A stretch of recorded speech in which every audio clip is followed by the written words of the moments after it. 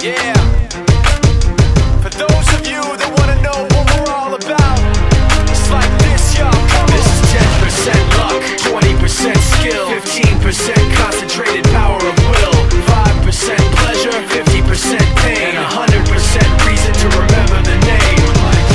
He doesn't need his name up in lights, he just wants to be heard, whether it's the beat or the mic. He feels so unlike everybody else, alone, in spite of the fact that some people still think that they know him. But fuck him, he knows the code. It's not about the salary, it's all about reality and making some noise, making a story, making sure his click stays up. That means when he puts it down, Tox picking it up. Let's go. Who the hell is he anyway? He never really talks much, never concerned with status, but still leaving him starstruck. Humble through opportunities given despite the fact that many misjudge him cause he makes a living from writing raps. Put it together himself, not a picture.